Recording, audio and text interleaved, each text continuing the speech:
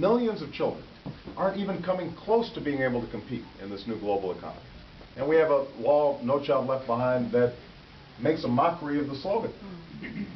Leaves the money behind for No Child Left Behind. And so what we have to do is we know what to do. We have to invest in early childhood education to close the achievement gap. We have to pay our teachers more and train them more effectively. And we have to have high standards, but those have to be developed with our teachers so they feel ownership, and that we're not just teaching to a test, but we have the kinds of assessments that allow for art and music and everything that a child needs to thrive. And what's missing is not the know-how. What's missing is a sense of urgency. We don't really think these kids are our kids.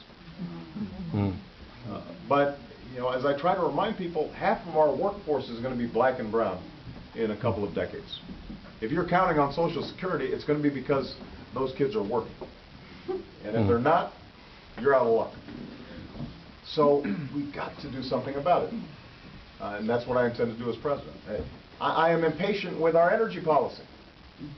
We still send $1 billion a day to hostile nations because of our dependence on foreign oil, and we're melting the polar ice caps in the bargain. And it's not as if this problem is insoluble. It is difficult, but with leadership from the White House, we can do something about it. If we increase fuel efficiency standards on cars just to 40 miles per gallon, well within existing technological capacity, we would save the equivalent of all the oil we import from the Persian Gulf. Imagine what that would do for not just our economy and our environment, but for our national security. And by the way, when I proposed these increases in fuel efficiency standards, I didn't do it in front of the Sierra Club.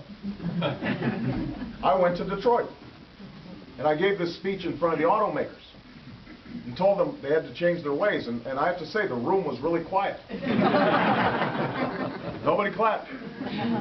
But that's okay, because part of what the next president has to do is not just tell the American people what they want to hear, but what they need to hear. Tell them the truth. And that's part of what's at stake in this election. We will double down diplomacy inside Iraq. We will finish the job fighting Al-Qaeda in Afghanistan. But what we also have to do is change the mindset that got us into war. We're seeing that same mindset now on exhibit with respect to Iran. People are asking, what are you going to do about spiraling gas prices? And I tell them, one thing I'll do is I'll stop talking about blowing up Iran, which accounts for about 1/3 of the increase in the spot oil market. I have already said I will meet with not just Iran, but Syria and North Korea. I will meet not just with our friends, but with our enemies, and initiate a new phase of American diplomacy. And when I said this is an argument I had with Senator Clinton, because she said, oh, no, that's naive. And I said, there's nothing naive about it. It's precisely because what we've been doing doesn't work that we have to fundamentally break from Bush-Cheney foreign policy. You know, JFK once said that we should never negotiate out of fear, but we should never fear to negotiate. Strong countries and strong presidents talk to their adversaries and tell them where America stands.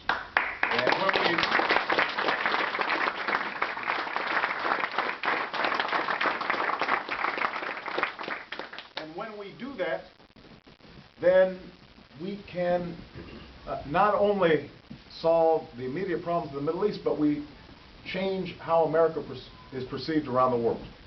Now, I want to go before the United Nations General Assembly and say, America is back. America's ready to lead, but not just militarily.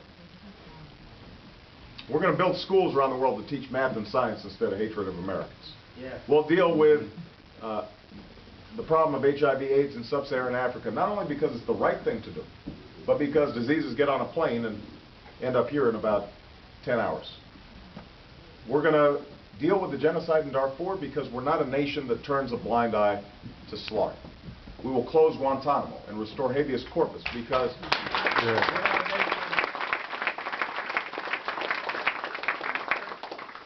we're not a nation that locks people up without charging them. We're not a nation that puts prisoners onto a plane in the dead of night to be shipped off to other countries where they can be tortured. That's not who we are. And that's part of what's at stake in this election. You know, I'm often called progressive, but in some ways I'm very conservative. I mean, part of what I want to do is reaffirm and reassert the best of our traditions, who we are as a people, who we are as a nation. And I think the American people are ready for that. Now, I'm confident in my capacity to lead this country. The one thing I have to say is that I can't do it by myself. You know, I don't believe change in America happens from the top down. I think it happens from the bottom up. And I'm reminded every day of my life that, if not by events, then by my wife, that I'm not a perfect man. I won't be a perfect president, but here's what I can promise. I will always tell you what I think. I will always tell you where I stand. I will be honest with you about the challenges we face as a nation, because some of them won't be easy to solve. And if people tell you they are, then they're not telling the truth. I will listen to you even when we disagree, because we will have disagreements. This is a big, complicated country. And most importantly, I want to open up the doors of our government back to you. I want the American people to feel as if this government belongs to them. And if we can execute that change in attitudes, not just in Washington, but among the citizens of America, then I'm convinced we will not just win an election, but more importantly, we'll transform the country. So, thank you.